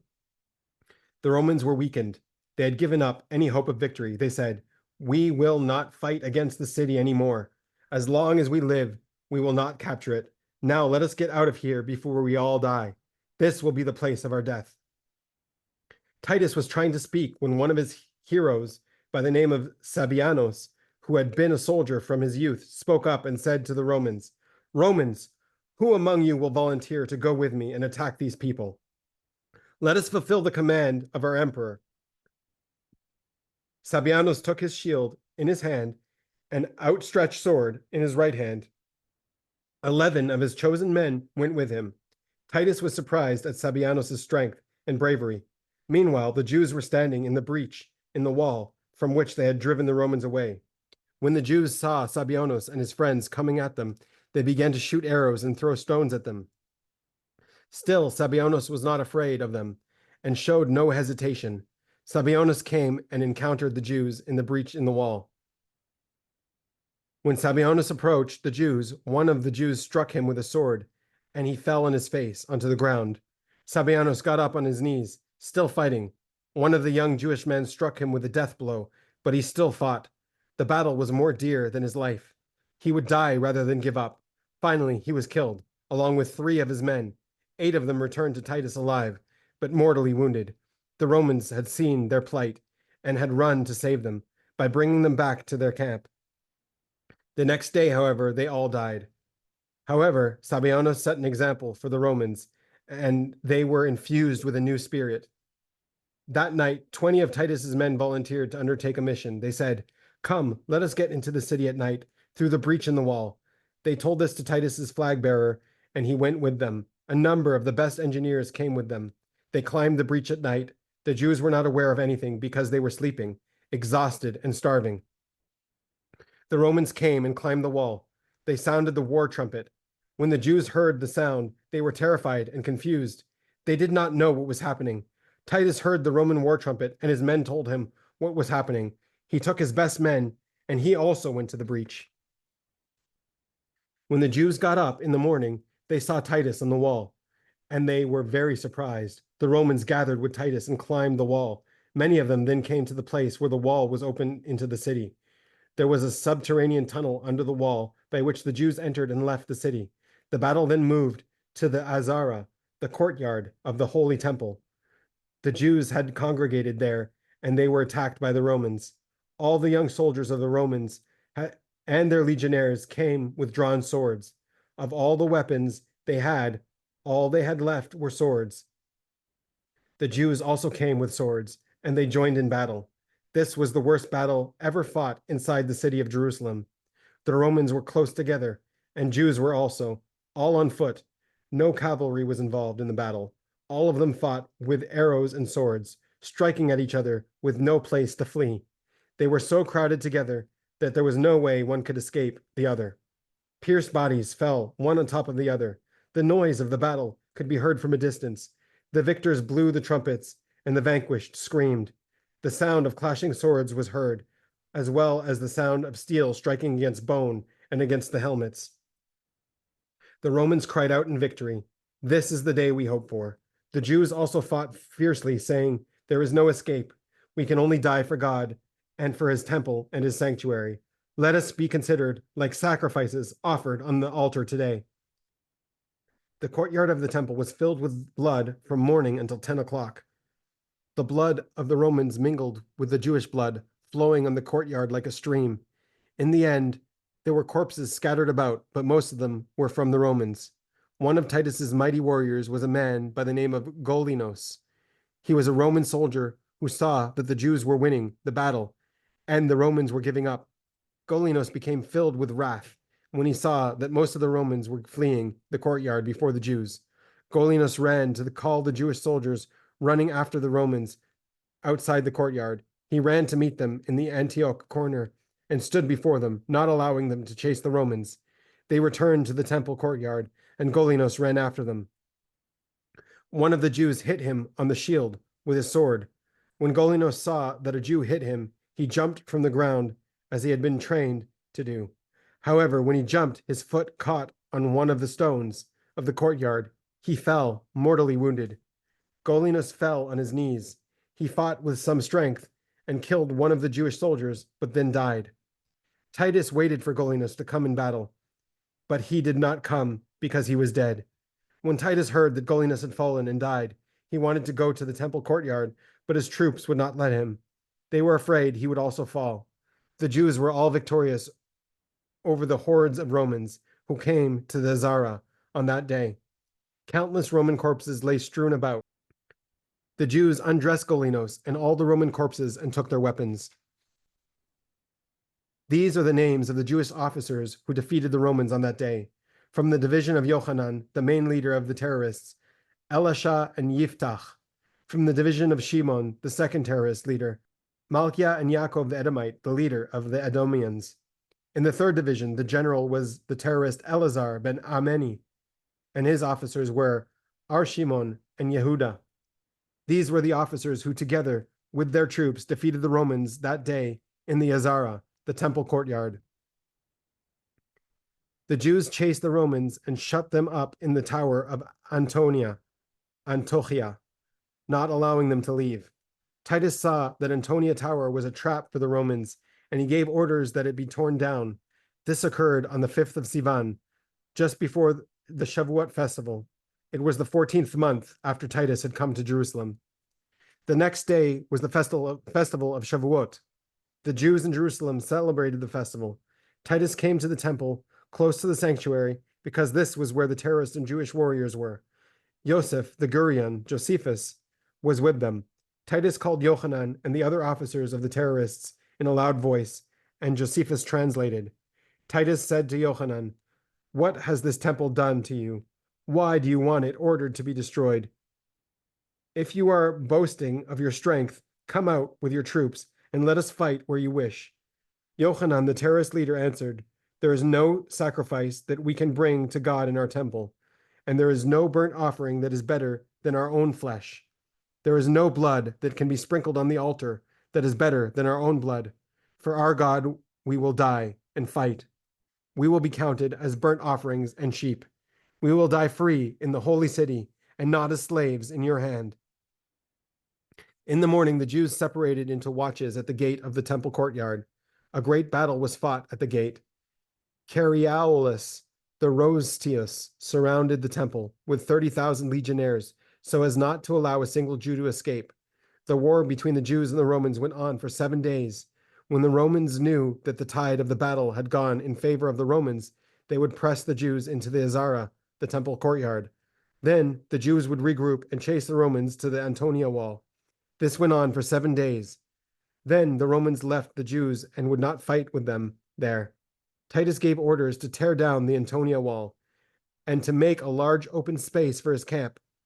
Meanwhile, the famine was very severe in Jerusalem. There was no food or any other necessities of life. The Jews could not go out. Some Jews, however, had the courage to go out at night and capture horses and donkeys and other animals from the Romans. This was the only food available. When the Jews started doing this every day, the Romans understood that the Jews were sneaking out of Jerusalem every night, stealing animals from the Romans to use for food. The Romans were angry about this and placed a watch around their camp so the Jews would not be able to steal anymore. At that time, Jews put on their weapons and went out to the eastern gate. They tore down the wall that Titus had built on it and sealed it up. Titus had built a wall facing the gate so that the terrorists could not attack suddenly, without warning. A number of brave young Jewish men went to the breach in the eastern gate and climbed to the top of the Mount of Olives.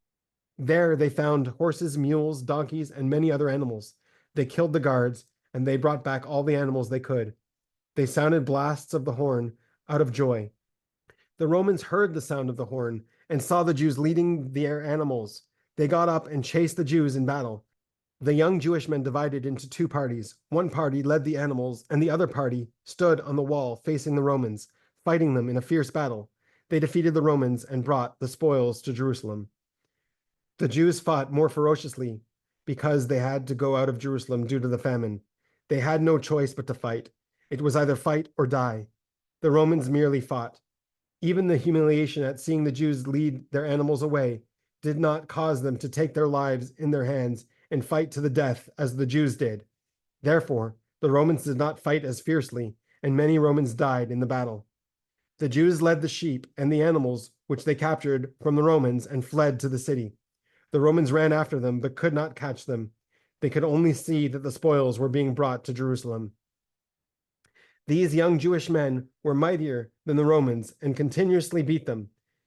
They pursued them until they came close to Titus's camp. When all the nations saw the power of these young men and their stubbornness chasing the Romans into this great camp, they stood up to encounter the young Jewish men, to kill them or to capture them. When the young men saw such a huge group of people against them, they fled to Jerusalem. The troops of those many nations chased them, but did not catch them, nor even reach them. They captured one boy alive and brought him to Titus. The name of the man who captured the Jewish boy was Tyrannus.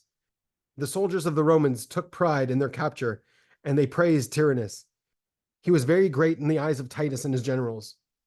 Titus took the Jewish boy and raised him up, dressed him, and honored him. He became a servant to Joseph the priest, Josephus, who was Titus's aide. One of the young Jewish men was a brother of the boy who was captured by Tyrannus, a lowly, short, ugly man by the name of Jonathan. He saw that Tyrannus had captured his brother alive. He was very angry and stood near the grave of Johanan the high priest, outside the city, opposite the Roman camp. He called out to Titus and his entire camp, "Who is a mighty warrior among you? Let him come and approach me. I will keep my word. I will not leave here until he comes to me, and I will fight with him. Let it be known today who is stronger, the Romans or the Jews." The man was disgusting in the eyes of the Romans, and they had no respect for him, but they were also afraid to come to him. They said, "If we kill him, it will not be considered any great heroism. He is not a hero. He is a nothing. But if he kills one of us, it will be a great humiliation." Jonathan said to the Romans, "What is the strength of the Romans whenever they fight? You have fled from us. We have beaten you as if you were our maids. You turn around and run from us? Now, if you consider yourselves to be anything without all your allies who are gathering around you to add to your numbers, let's see what you can do. You are our food. We will eat you with our swords. We are destroying each other through our evil, so we only have a few. But you, what are you? What is your strength? You are like nothing in our eyes. Who among you are mighty warriors? Who have the audacity to come and fight with me? I am the lowliest of all the Jews. Choose your best man, your most powerful warrior among the Romans. Let us know who has the strength, ourselves or you." One of Titus's warriors by the name of Ponus volunteered. He was also known as Tyrannus, the man who had captured Jonathan's brother alive and brought him to Titus. Tyrannus, or Ponus, approached Jonathan, and Jonathan attacked suddenly and killed him. This was a great victory for the Jews and a great humiliation for the Romans. When Jonathan killed Tyrannus, the Jews changed his name to Jehonatan as a sign of greatness and honor. They gave him the staff of leadership. However, when Jonathan defeated Ponus, he did not thank God. Rather, he trusted in his own strength and prided himself on it. He danced in front of the Romans to humiliate them and admonish them. "Send another warrior to me," he said. "I will kill him too. I will show you my strength." He was dancing in front of them when a Roman soldier by the name of Polion suddenly shot an arrow at him and killed him. The Romans rejoiced when they killed their enemy. They had prevented him from enjoying his victory. After a while, the Jews realized the wall of the temple courtyard and 3 walls of the city had been breached. They knew that they had no hope of escaping the Romans. They planned together what to do. On the side of the temple, there was a high tower built by King Solomon. The king, during the Second Commonwealth, made it higher with cedar wood and covered it with pine. The Jews went and coated the wood with pitch, tar, and sulfur. They gave it a very heavy coating. The Romans attacked the Jews in the temple. The Jews ran from the Romans, who pursued them into the tower. The Jews escaped through another exit of the tower, while the Romans climbed to its roof. The other Romans who had chased them brought ladders and scaled the tower from the outside. The Romans were all over the walls of the tower and on its roof. The Romans were happy at their victory, and they sounded the victory trumpets. "We have captured the tower," they shouted. "The Jews have no place to escape." The Romans were celebrating their capture of the tower, filling all its rooms and covering its roof. One of the Jewish boys volunteered to go to the gate of the tower at night and lock it from the outside. He coated the walls with pitch and set them on fire. All the walls of the tower caught fire, and all the Romans in the tower were burned alive. The Jews ran to the tower, and the fire was burning all around, up to the sky. When the Romans saw the fire, they went to the gate, and they saw that it was also on fire. They climbed the roof, and the fire was all around them. There was no place to escape because there was a great fire all around the tower. The Jews were still standing outside with their weapons, not allowing any of the Romans to escape. At least 22,000 Roman legionnaires were killed by this fire. Titus heard the screams of the burning soldiers, and he and his soldiers ran to help them. By the time they came, the fire was burning so fiercely on all sides that he could do nothing to save them. Titus and all his men wept.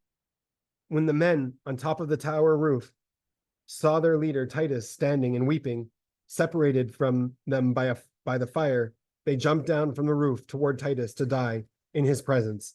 They said, "Let us die in front of Titus, so he will know who we are." The roof of the tower was high, and there was no other way down. The fire burned all around, burning the wood. There was no way to escape. The Jewish warriors who stood facing the gate of the tower would attack and kill any man who tried to climb down from the roof or go out of the gate. The Jews did this to all of the Romans until they killed them. Inside the conflagration, there was a Roman from the royal family by the name of Longinus. The Jews called to him mockingly, "Run to us, and you will live." He tried to leave through one of the gates of the tower, but they would not let him go.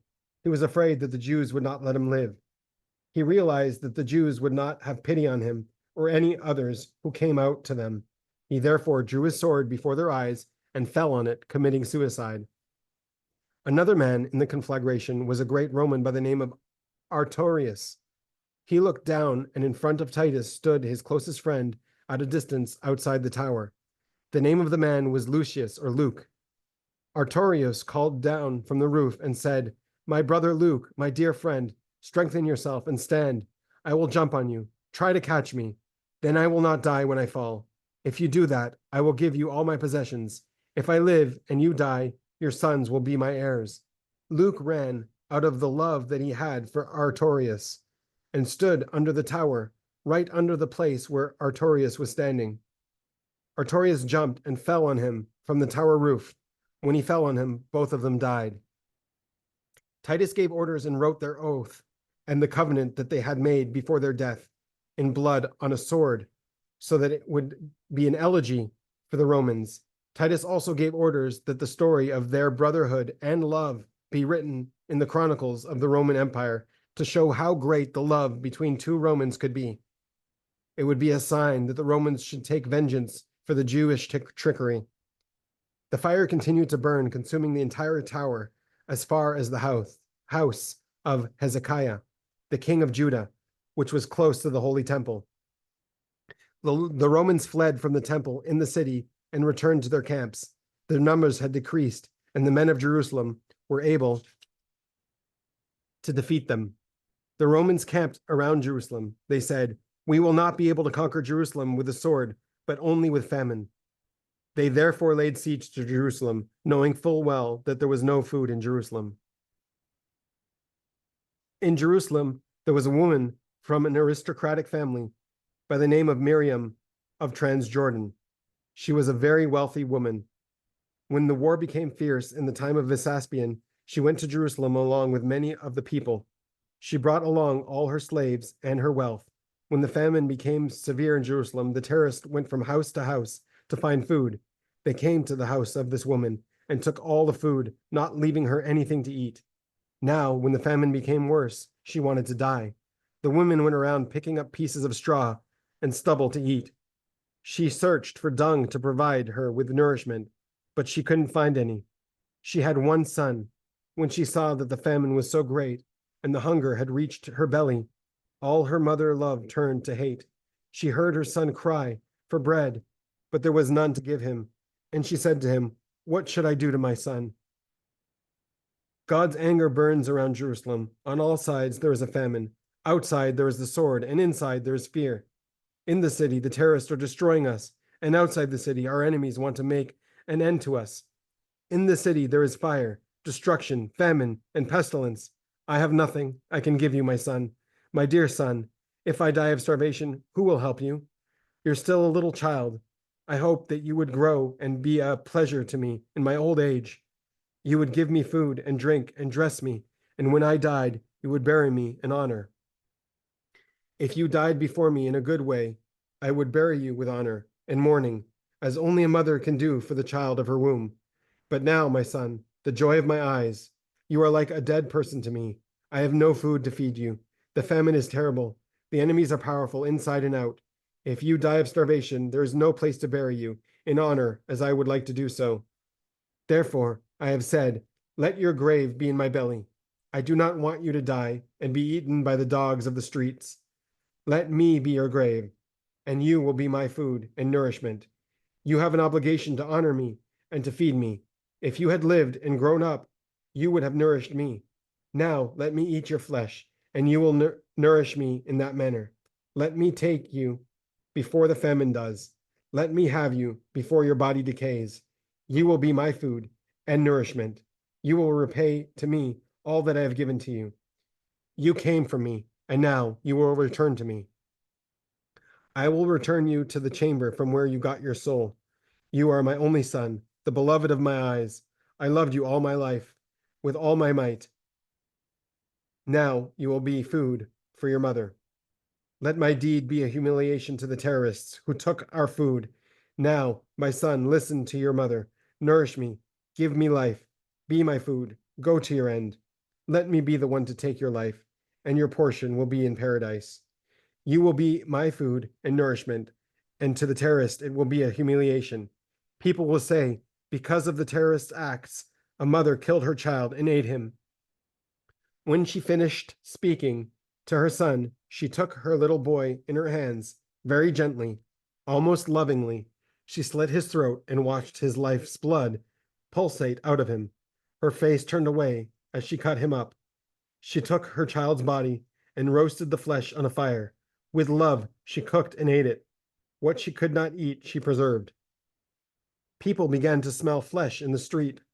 This was a fragrance that they had not experienced for a long time. One said to the other, "Is it true? Could it be that we're smelling roast meat?" Finally, the terrorist leaders became aware of the odor and they followed it. They came to the woman's house in anger and said to her, "What is this? How is it that you are living and eating while we are dying of starvation?" "Don't be angry," she said to them. "I have also saved you a portion. Sit down and I will prepare a fine meal for you. It is the best meal." She set the table and brought them the cooked flesh of the child and said to them, "Eat. Here is my child's hand. Here's his foot. Here are the other parts. Don't think it's another woman's child. It's my only son. You knew him. I gave birth to him, and I ate him. I also kept a portion for you." With that, the woman began weeping. She said, my son, how sweet you were to me when you were alive. And now that you are dead, you're sweeter than honey. Your flesh has nourished me in this famine, and I can live for a while. I have food in my old age, and you have also saved me from the anger of those murderous terrorists who came to me with fierce anger when they smelled your flesh. And now I will call your people who are sitting at my table, and I will prepare them a meal with your flesh. The woman said to the terrorists, "Eat, be satisfied. Why are you afraid to eat? This is food that I am giving you. I made a good meal of it. Why don't you eat it? Why don't you enjoy the flesh of my son? Eat it. You'll see that it is sweeter than honey. It is very tasty. I cooked it the best way possible. Do you have pity on him more than his own mother? You refuse to eat this flesh of my son? I ate it. It's a humiliation for you? Do I then have more courage than you? I have prepared a nice table and I cooked it to perfection, as is fitting for great soldiers like you. Why don't you eat? It's a good meal. It's a meal I prepared for you. You asked me to prepare a table and to set down this meal. If anyone should have pity on my son, it should be me. Why do you have pity on him now? What did I do? You're the one who robbed my house. You did not leave anything for me and my son to eat. You demanded that I serve you this portion. You made me have this meal because of the famine. So now, why don't you eat it? You helped me do it. Who's responsible, you or I?" When the Jews heard about this, they mourned bitterly. Even the leaders of the terrorists were moved by this great tragedy. People wanted to die because they were so confused by the famine. Many people left the city at night and went to the Roman camp. They told Titus the story about the woman and her son. When Titus heard it, he wept and considered it a very evil sign. One of the gates of the temple was closed. It was covered with silver. The Romans came and set that gate afire. The wood of the door burned, and the silver fell to the ground, opening the gate. When they opened the gate, they saw the path leading to the Holy of Holies. The next day, the Romans came and set the Holy of Holies on fire. On all sides, they took beams and placed them over the golden gate of the Holy of Holies and set them afire. The gold became hot and burned the wood of the doors so that they fell to the ground. The Holy of Holies was then open so that all could see it. This occurred on the 9th day of the 5th month, Tisha B'Av, the 9th of Av. the same day that the Holy of Holies was opened in the time of the Babylonians. When the Romans opened the gate of the Holy of Holies, they captured it. They sounded a triumphant blast on the horns. The Holy of Holies burned on all sides. The fire continued to burn in the Holy of Holies.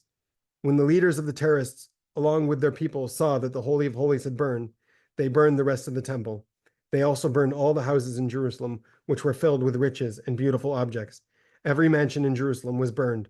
They burned every house where they knew there was wealth, honor, or food, so that it would not fall into the hands of the Romans. When they burned the rest of the temple, they said, "Once the Holy of Holies has been burned, what is life? Why should the rest of the building survive?" The Romans put out the fire and placed their idolatrous god in the temple. They offered sacrifices, uttering blasphemy towards the Jews and their Torah in front of their idols. At that time, a Jew prophesied falsely.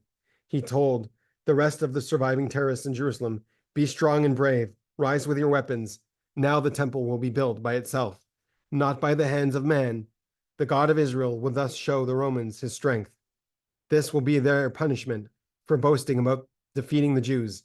Now, if you are brave and battle the Romans with all your strength, the temple will be built by itself today." The terrorists attacked the Romans and killed many of them, but many of the terrorists were also killed. The Romans killed the common people like sheep. Originally, they had pity on them, but now there was no longer any pity. This was the punishment for listening to the false prophet and not paying attention to the great miracles that had happened in Jerusalem. These were very great portents. A year before Vespasian came to Jerusalem, right over the temple, a comet appeared. It had the form of a man holding a drawn sword in his hand. This sign appeared on the holiday of Passover. All that night the temple shone as if it were day. This went on all 7 days of Passover. All the sages of Israel knew that it was an evil sign, but the rest of the people said it was a good sign at that time. Also, in those days, they brought a calf for a burnt offering. When they threw it on the ground to slaughter it, it gave birth to a sheep. People said this was also an omen. Another omen appeared on the eastern gate, which was a beautiful, huge gate. It took 20 men to open it and 20 men to close it. The sound of the door turning on its hinges could be heard from a long distance. In those days, the gate opened by itself, and people could not close it. It took a huge number of people to close the gate. The sages of Israel and the priests also said that this was an evil omen. But the ignorant people said it was a good omen. After this, they saw an image like a face of a man over the Holy of Holies all night. It was a fearsome image of a man so handsome that never before had the like been seen. Also in those days, the people saw a vision of a huge army with war chariots flying in the sky. They came over Jerusalem and the entire territory of Judah. All of them had fiery horses and riders. Around the same time of the festival of Shavuot, the Cohen priests in the temple heard the sound of people walking. It sounded like a huge crowd walking around the temple. They heard a loud and fearsome voice calling out and saying, "Go, let us leave the temple, let us flee." The Jewish sages all said that this was an evil omen, but again, all other people thought it was a good omen. 4 years before these signs occurred, there was an ignorant farmer in Jerusalem by the name of Yehoshua, the son of Hananiah. On the festival of Sukkot, he called out in a loud voice, a voice from the east, a voice from the west, a voice from 4 directions, a voice on Jerusalem, a voice on the temple, a voice on the bridegroom, a voice on the bride, a voice on all the people. The people of the city hated him and said, "Why are you screaming like this?" But the city's procurator gave orders that no one should say anything to this man. They saw that he was mad.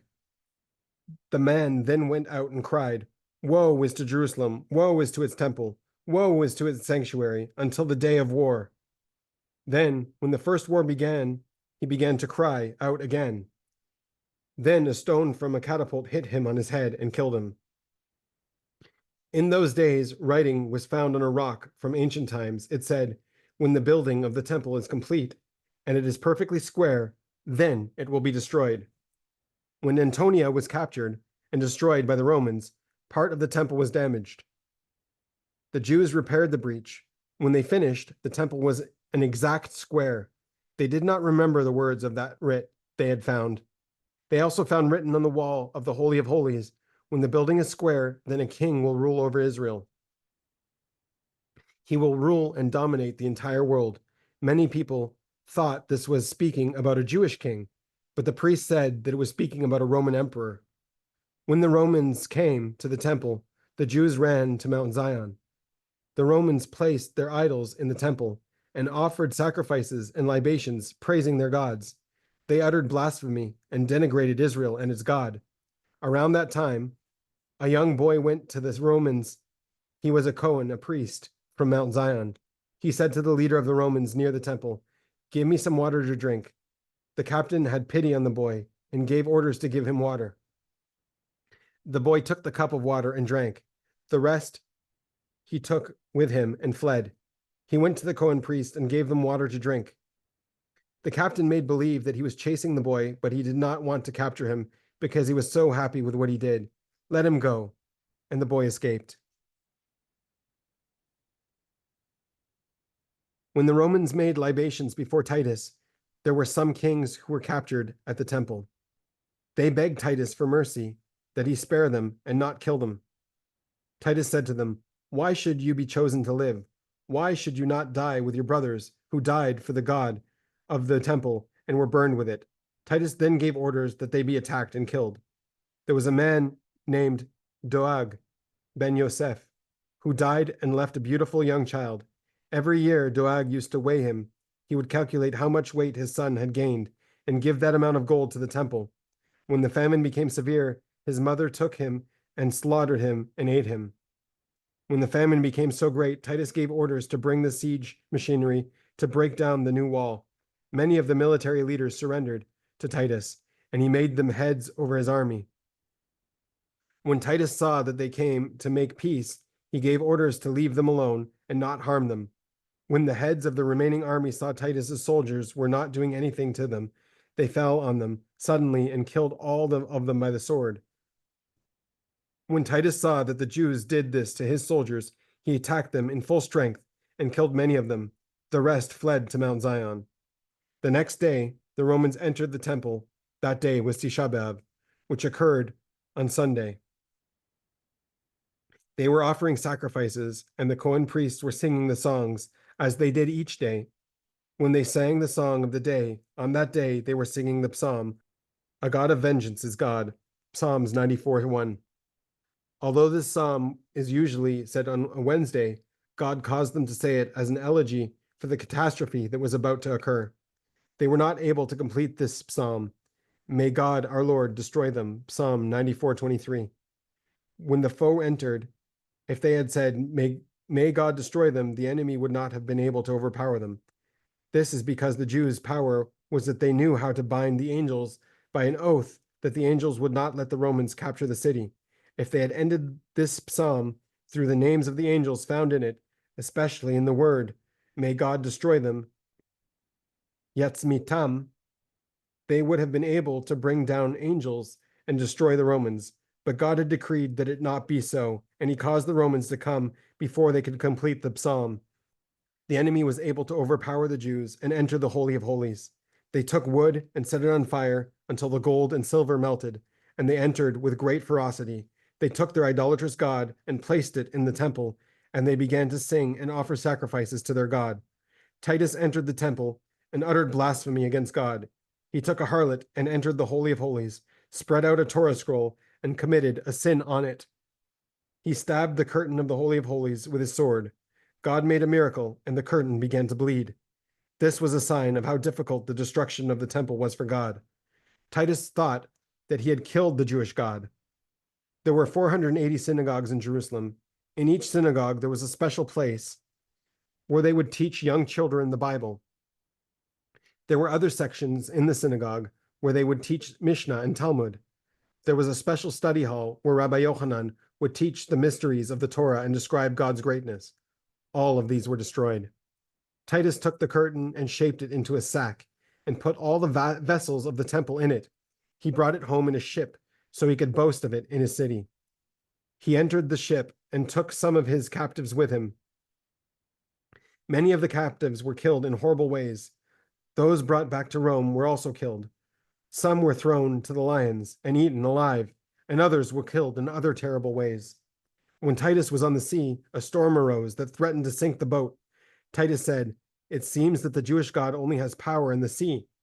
He drowned Pharaoh in the sea and did the same to Cicero. Now he wishes to drown me in the sea too? If he wants to show his strength, let him come up on dry land and fight me there." A heavenly voice said, "Fiend, son of a fiend, I have a tiny creature, a gnat. Go up on dry land and fight against the gnat." When Titus went on dry land, a gnat entered into his nose. It attacked his brain for 7 years. One day he passed by a blacksmith's shop, and the banging made the gnat quiet down. He thought he had found a remedy for his sickness. Every day he brought the blacksmith to the hammer in his presence. He would pay a Gentile blacksmith, but not a Jewish blacksmith. He said, "For the Jew, it is enough that he sees the vengeance against his enemy."